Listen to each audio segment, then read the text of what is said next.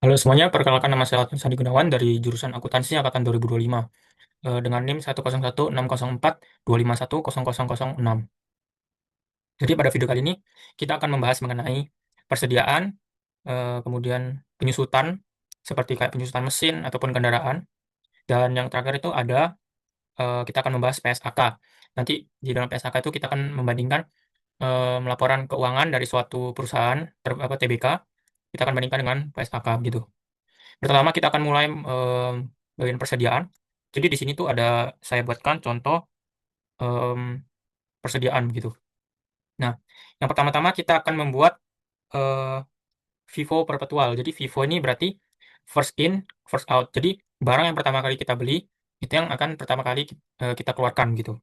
Jadi sebagai contoh misalnya tanggal 1 kita beli baju 10. Kemudian tanggal 2 kita beli baju 10. Misalnya 20 tanggal 2-nya. Nah, yang kita jual yang kita keluarkan pertama kali itu yang 10 tadi, yang 10 pertama, yang kita beli tanggal 1 begitu, cara simpelnya. Oke, jadi em, kita buat terlebih dahulu. Di sini tuh ada eh, tanggal, kemudian ada kuantitas, di sini ada CPU. CPU ini cost per unit ya, cost per unitnya, kemudian ada jumlah. Nah, di sini tuh em, ini kita tinggal copy. Ini kita buat template-nya dulu ya. Ini ada HPP. Di sini ada, bentar,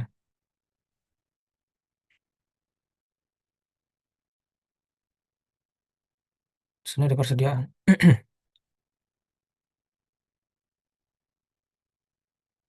Nah, ini sebentar. Nah, jadi kita buat dulu kabelnya di sini. Ini kita kasih kabel.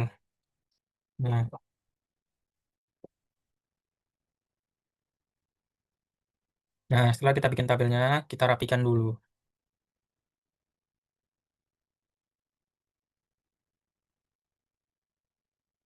Nah, oke. Jadi ini tuh um, Vivo Vivo Perpetual. Kasih coding aja.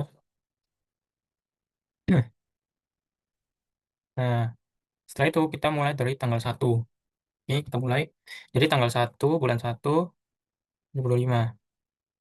Kita kan ada persediaan. Persediaannya sebanyak 200. Oke, sebelum itu sebentar kita tabelnya kita lurusin.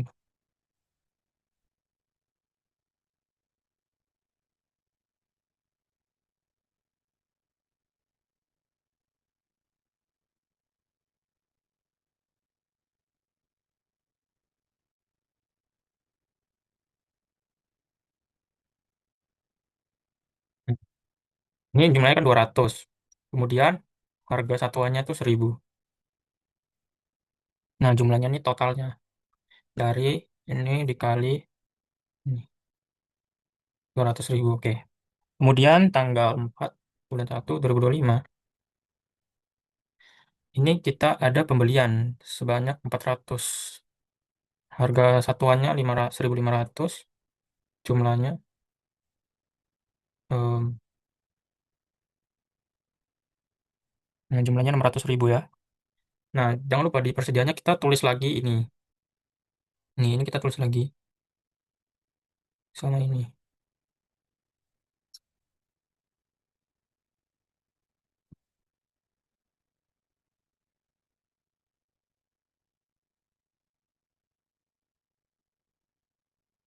Kemudian tanggal 8 kita ada melakukan penjualan sebanyak 350. 350. Jangan. Nah, ini kan 350. Karena ini Vivo berarti em, kita keluarkan dulu stok yang 200 ini. Berarti kita tulis 200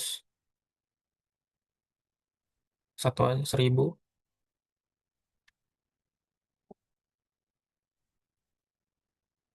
Nah, sisanya baru. Jadi berarti kan 350 dikurangi 200, 150. Nah, 150 itu baru pakai harganya yang 1.500 gitu.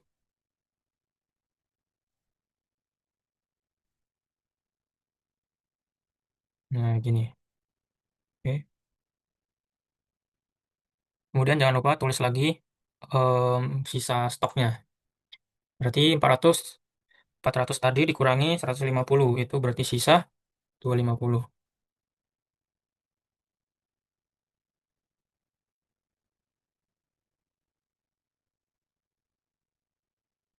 Nah, begitu ya.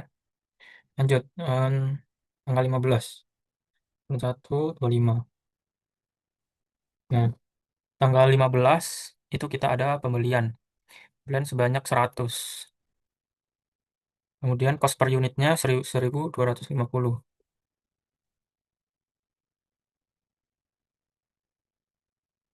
Nah, begitu. Di sini kita tulis lagi ini. Terus sebentar salah.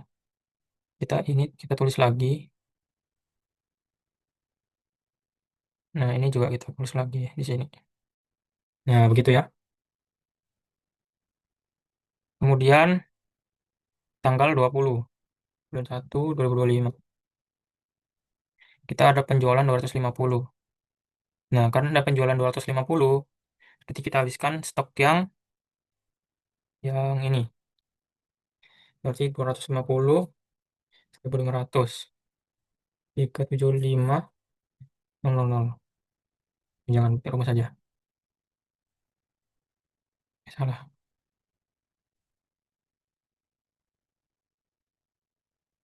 Oke, begitu. Terus sisa stoknya di sini, sisa berarti yang sisanya 100. Nah, tuh. Bedanya sama periodik itu kalau perpetual ya gini harus em, misalnya persediaan yang sebelumnya itu harus dimasukkan lagi begitu. Kalau periodik langsung. Nah, udah selesai nih. Tinggal ntar ini kita hapus dulu karena kelebihan. Nah, kemudian tinggal kita eh, jualan. Oh, lupa ini HPP-nya bisa dijumlahkan dulu ya. Nah, itu HPP-nya 800. Jualan HPP, kemudian di sini laba neto. Nah, di sini berarti 800. Kita isi 800.000. Kemudian penjualannya itu dari nih 700.000 ini kita tambahkan dengan ini yang pokoknya yang penjualan-penjualan ini. Jadi laba netonya itu, oh sebentar salah. Laba netonya itu ini dikurangi ini. Nah, udah ketemu laba netonya 525.000. Begitu. Begitulah untuk Vivo perpetualnya. Oke. Oke. Nah, selanjutnya kita akan buat yang namanya em, metode average perpetual. Jadi ini kita bisa tinggal copy saja, kita paste di sini. Nah, ini kita ganti jadi average. Nah, seperti namanya average itu berarti rata-rata ya. Jadi kita merata-rata. Kita akan langsung contohkan saja nanti. Ini kita bisa hapus dulu semuanya. Oke, jadi nah kita mulai dari tanggal 1 bulan 1 2025. Nah, ini tadi kan 200. Cost per unitnya 1.000. Kemudian jumlahnya kita tinggal kalikan saja. Nah, udah ketemu. Oke, sekarang tanggal 4 bulan 1 25. Nah, di sini kan kita ada pembelian 400. Cost per unitnya 1.500. Jumlahnya tinggal dikali. Nah, tapi untuk di sininya ini kita berarti 200 di sini sama 200, kita tambah dengan ini 400. Nah, untuk jumlahnya juga begitu. Kita tambah 200 tambah segini. Nah, kemudian barulah kita bagikan ini dibagi.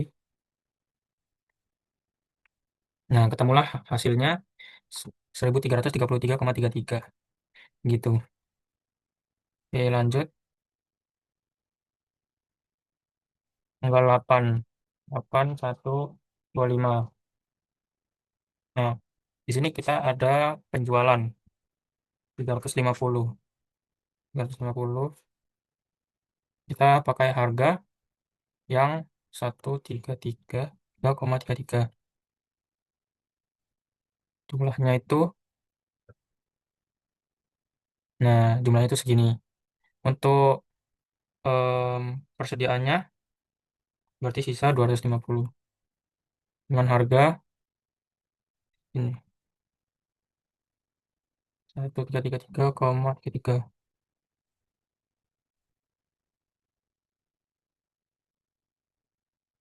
Nah, oke. Lanjut tanggal 15 bulan 1 25. Di sini kita ada membeli lagi 100 dengan harga satuan 1250 jumlahnya kali ini. Oke. Nah, kemudian di sini kita bisa tambahkan dulu 250 tambah 100 350. Kemudian ini sama dengan kita jumlahkan jumlahnya ini. Nah, baru kita bagi. Jumlah dibagi 350. Nah, udah ketemu gitu. Dan yang terakhir untuk tanggal 20 itu kita ada menjual sebanyak 250 dengan harga.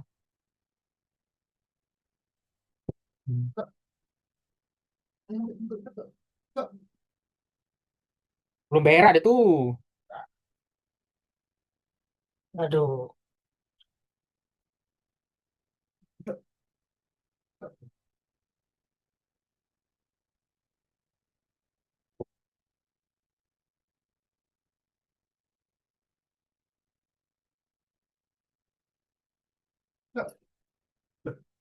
Itu kopi.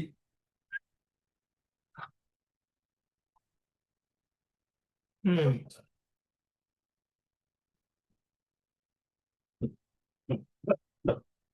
Emang ya?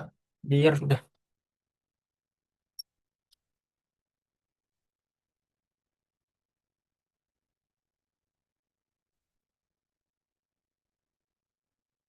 Nah, untuk tanggal 20 kita ada penjualan sebesar sebanyak 250.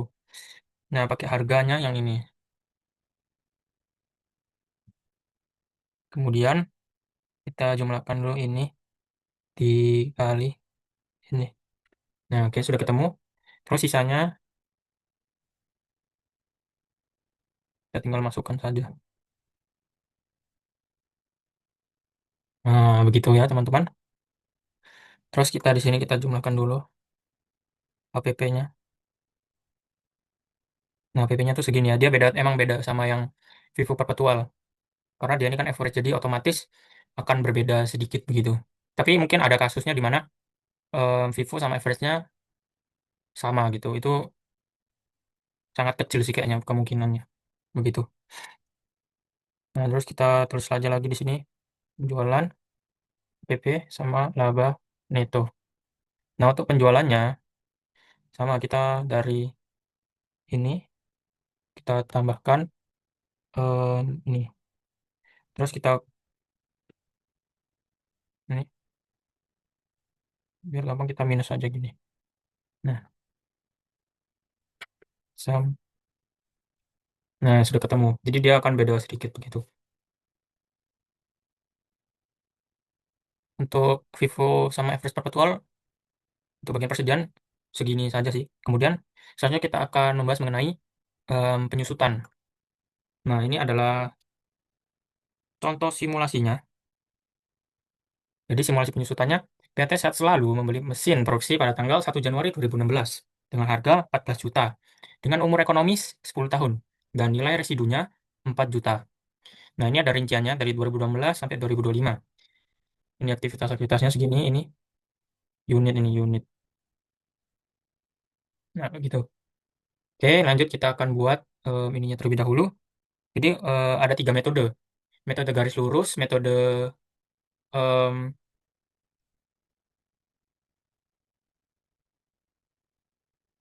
garis lurus.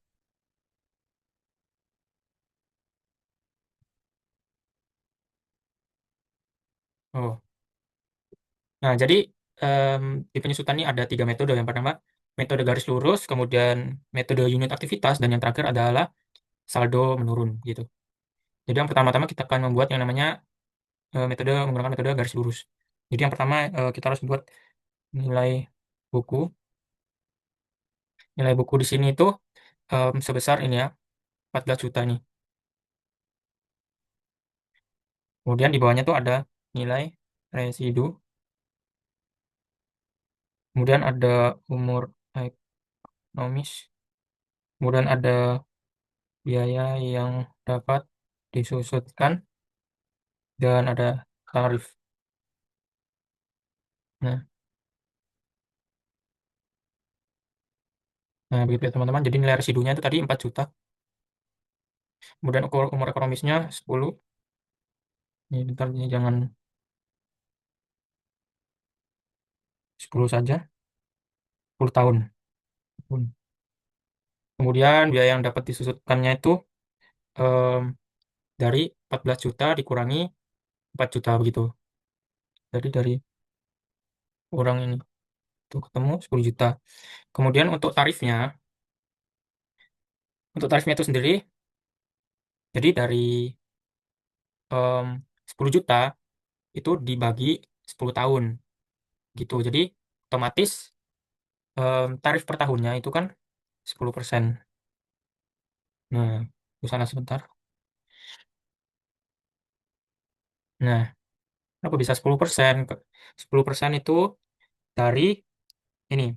Anggap aja ini 100% gitu. 100% dibagi 10, 100 dibagi 10 kan 10. Makanya tarifnya 10% gitu. Nah, nah, gini. Jadi begitu ya. Terus selanjutnya kita akan buat em, ininya, tabelnya dulu. Metode garis lurus. Jadi terdiri dari tahun, biaya yang dapat disusutkan. Nah, kemudian di sini ada tarif, kemudian ada beban penyusutan,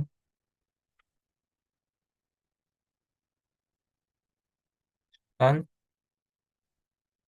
kemudian ada akumulasi penyusutan, dan terakhir itu nilai buku. Nah, begitu ya teman-teman.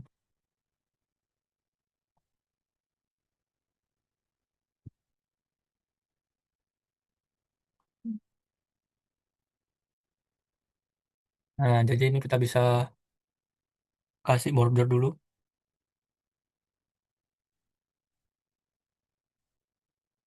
Untuk tahunnya sebesar jadi 5.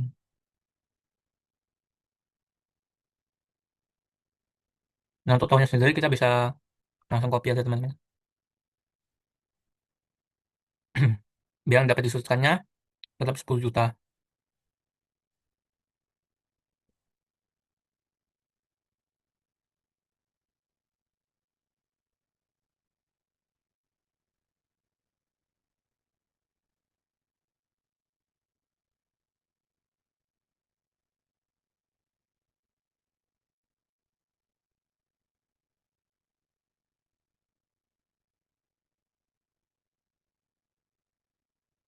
Untuk tarifnya kita langsung masukkan saja di sini. Nah, untuk beban penyusutannya itu kita kalikan aja ini biar dapat disusutkan dengan tarif. Kita kalikan. Yang ketemu kan 1 juta. Nah, kemudian untuk akumulasi penyusutannya kita samakan dengan ini beban penyusutan untuk awal. Nah, untuk nilai bukunya itu dari 14 juta tadi kita kurangi dengan em, akumulasi penyusutan. Jadi sama dengan 14 kurangi ini. Nah, begitu teman-teman. Terus ini juga sejuta, jadi kita sampai bawah sini aja. Hmm.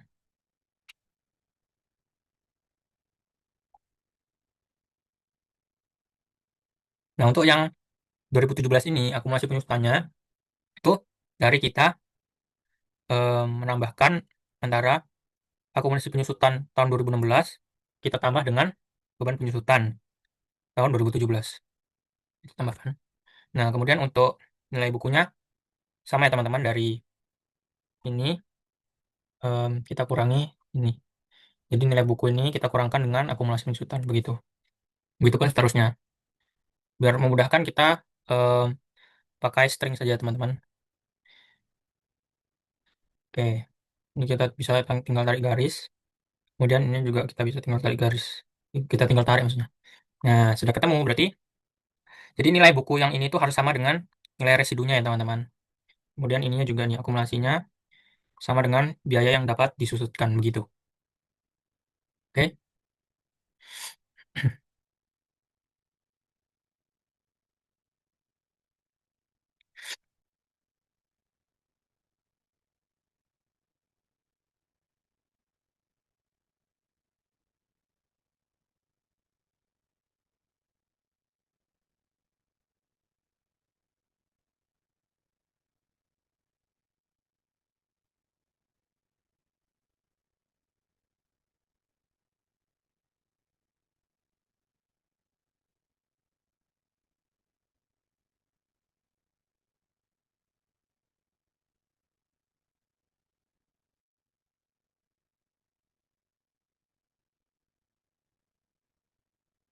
Aktivitas tiap per unit atau dalam aktivitasnya itu berbeda-beda. Ketemu dari 12 juta dibagi 2 juta baru dibagi oleh 200 ribu per month. Atau biaya dapat disatukan dibagi dengan 200 ribu per month. Atau kita pakai biaya dapat disatukan itu 10 juta dibagi dengan 200 ribu per month. Nah, biaya per unitnya adalah 50 per month.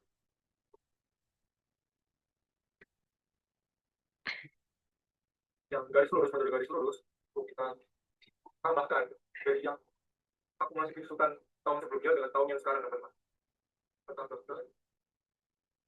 Lalu kita langsung langsung otomatis ketemu jadi 10 juta teman-teman sesuai dengan biaya yang dapat disusulkan ya teman-teman, sama-sama 10 juta. Setelahnya kita akan mencari nilai buku akhir teman-teman. Nilai buku akhir juga sama, kita akan mencari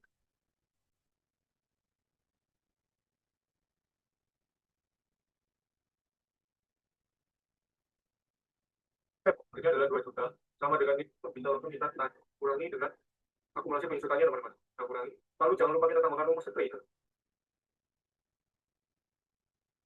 Itu sudah 12 juta dikurangi dengan. Nah, setelah kita membuat metode garis lurus, selanjutnya kita akan membuat metode em, ini teman-teman, metode unit aktivitas begitu. Untuk template-nya sendiri sebenarnya mirip-mirip ya teman-teman. Kita bisa copy saja dari ini. Sebentar. Nah, tapi sebelum itu teman-teman, kita perlu buat ininya. Jadi untuk nilai buku, nilai bukunya itu sebesar tadi berapa? 14 juta ya teman-teman. Nah, kemudian untuk nilai residu, nilai residunya tadi, salah, residu, itu kan tadi 4 juta.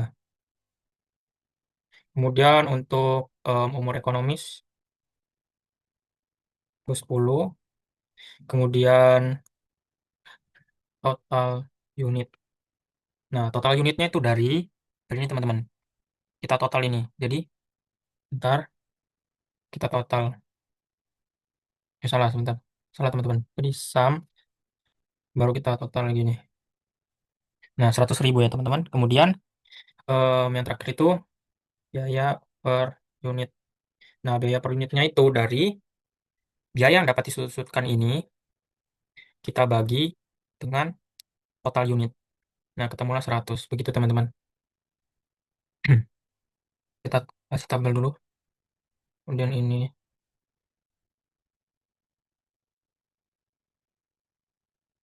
Jangan. Nah, begitu teman-teman. Oke, terus di sini kita tinggal ganti ini saja, unit aktivitas. Kita bisa hapus dulu. Nah, terus kemudian ini kita ganti unit aktivitas. Kemudian ini biaya per unit. Nah, sisanya ini udah ini sama ini. Akhir. Nah, begitu teman-teman kira-kira template-nya. Nah, untuk unit aktivitasnya, bentar, kita tengahkan dulu. Nah, untuk unit aktivitasnya itu kita ambil dari sini ya, teman-teman. Tinggal kita copy saja, terus kita paste. Nah, begitu teman-teman. Untuk biaya per unitnya ini sama semua, 100. Tapi bukan persen ya, teman-teman. Kita ganti dulu. Nah, ini 100. Kita samakan ke semuanya. Nah,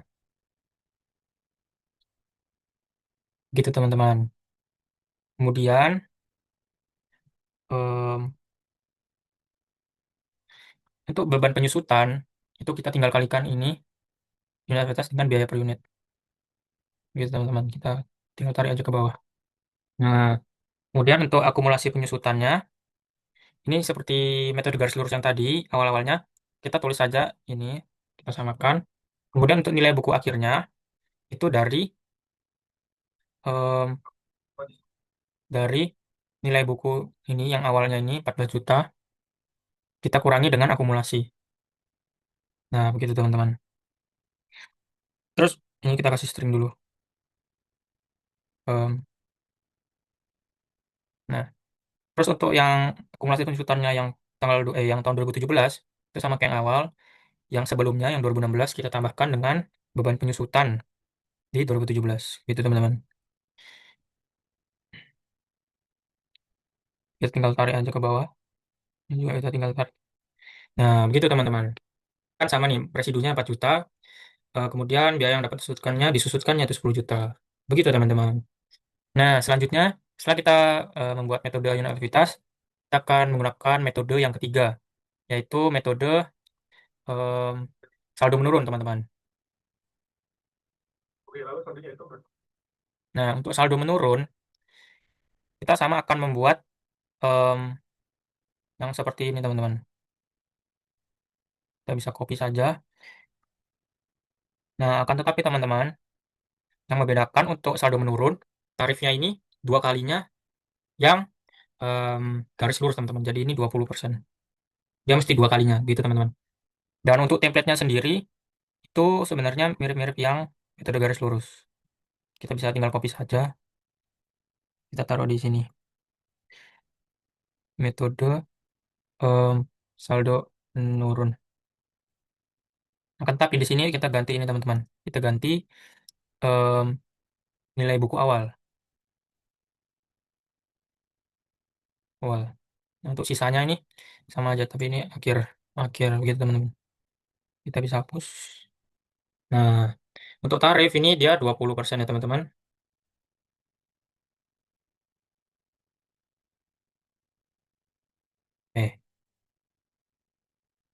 Nah, nilai buku awalnya kita masukkan dulu ini 14 juta.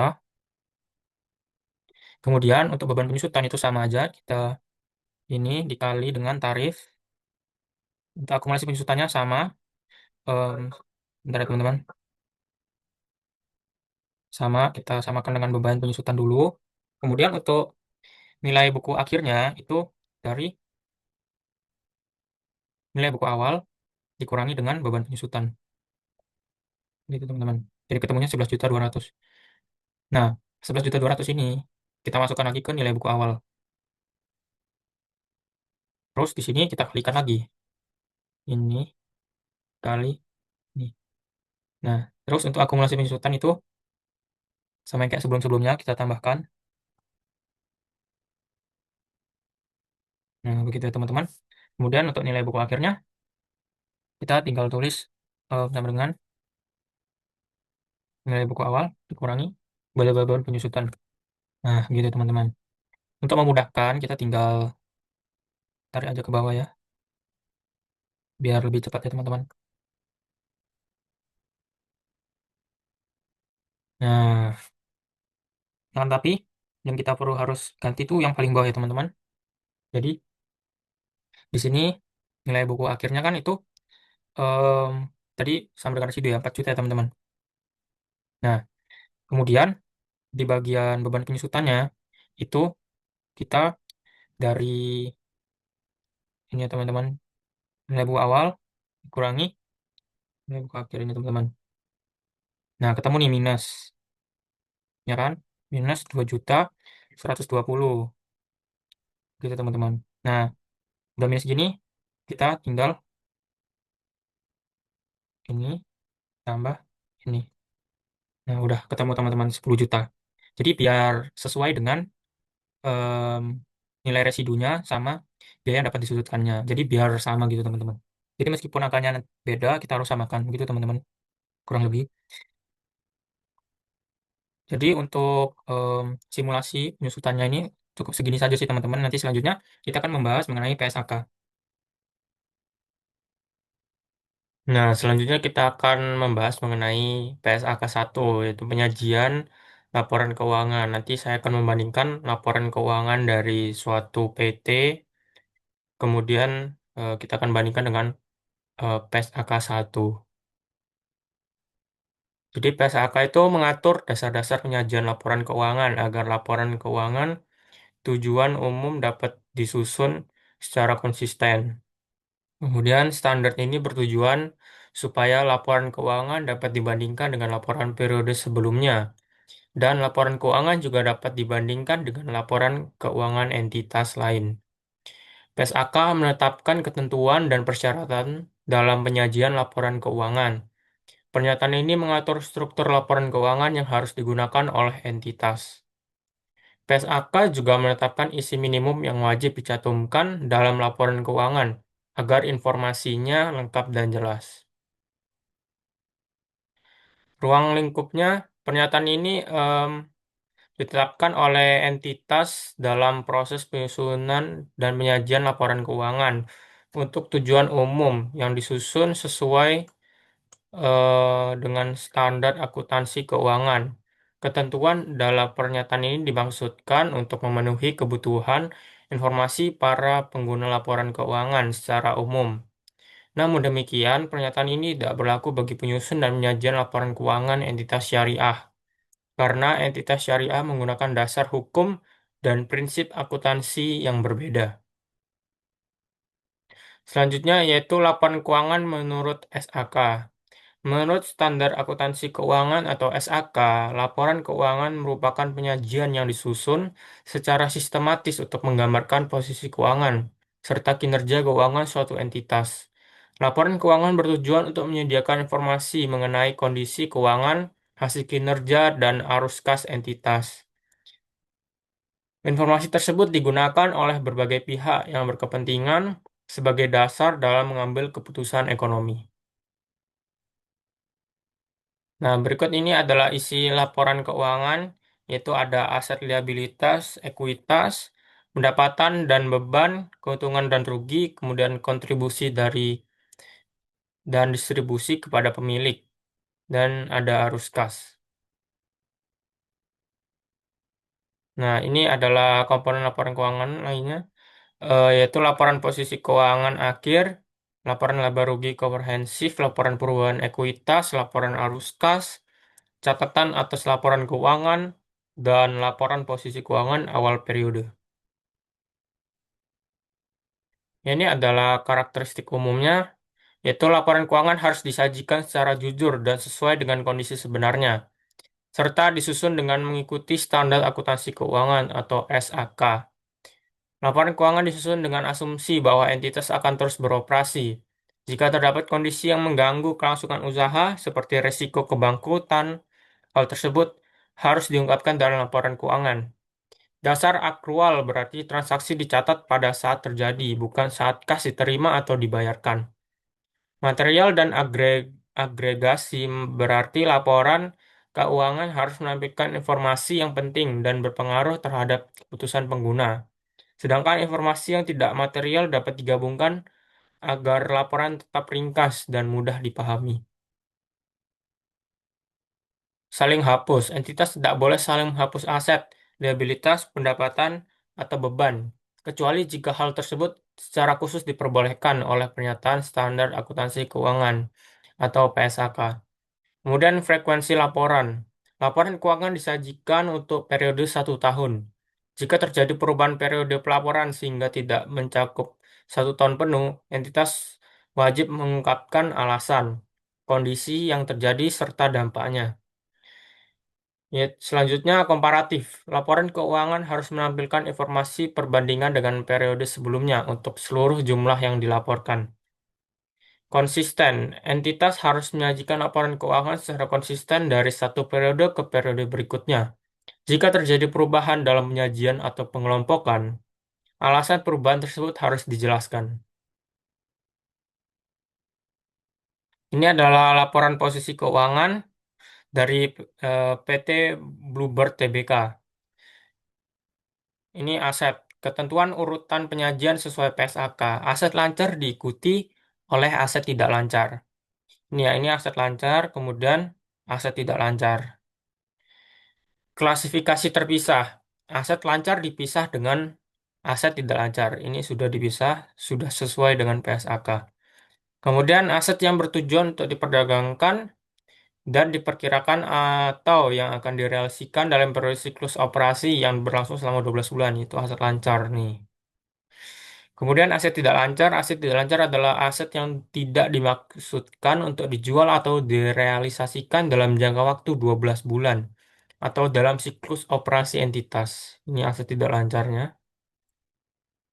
Dan yang terakhir kas dan setara kas. Ini sudah ada ya, kas dan setara kas. Nah, ini adalah laporan posisi keuangan liabilitas. Urutan penyajiannya, liabilitas jangka pendek diikuti oleh liabilitas jangka panjang. Ini jangka panjang. Kemudian klasifikasi terpisah, liabilitas jangka pendek dipisah dengan jangka panjang. Ini sudah dipisah ya. Kemudian liabilitas jangka pendek. Liabilitas yang diselesaikan dalam kurun waktu 12 bulan setelah periode pelaporan, utang, usaha, dan sebagainya. Tujuan diperdagangkan. Ini ada liabilitas jangka pendek. Kemudian liabilitas jangka panjang. Liabilitas yang tidak diharapkan untuk diselesaikan dalam jangka waktu 12 bulan setelah periode pelaporan atau dalam siklus operasi entitas. Ini liabilitas jangka panjang. Selanjutnya ini ekuitas. Urutan penyajian sesuai PSAK-nya, ekuitas berada setelah liabilitas.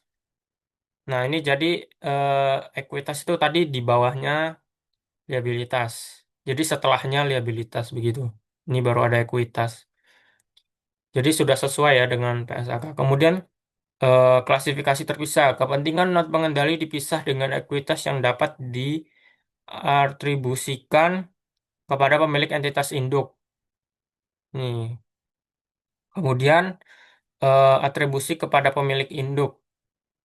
Ekuitas yang berhak diterima oleh pemilik entitas induk setelah memperhitungkan bagian yang dimiliki oleh pihak non pengendali, misalnya pemegang saham minoritas dalam entitas anak. Dan yang terakhir, kepentingan non pengendali. Kepentingan non pengendali dipisah dengan ekuitas yang dapat didistribusikan kepada pemilik entitas induk. Sudah sesuai ya dengan PSAK. Ini adalah laporan laba rugi dari PT Bluebird Tbk. Penyajiannya memasukkan unsur-unsur yang termuat dalam laba komprehensif. Kemudian urutan laporannya laba sebelum laba komprehensif dan laporan laba komprehensif yang dimulai dari laba atau rugi bersih. Sudah sesuai ya dengan PSAK. Kemudian memuat pendapatan, beban usaha, beban keuangan, laba komprehensif. Nah, dari ini laporan laba ruginya sudah sesuai ya.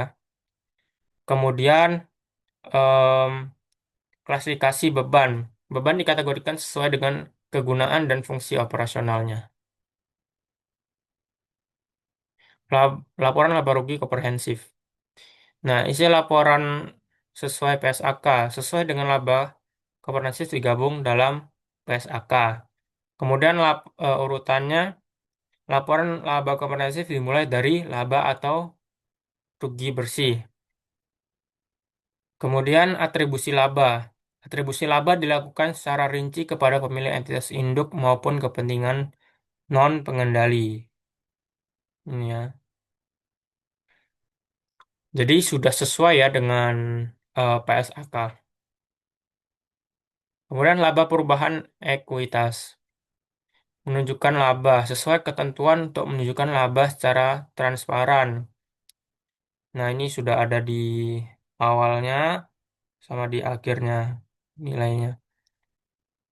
Kemudian pelaporan dividen sesuai PSAK memaparkan dividen yang diatribusikan kepada pemegang saham. Nah, ini ya di pembagian dividen kas. Nih. Oke, lanjut. Catatan atas laporan keuangan.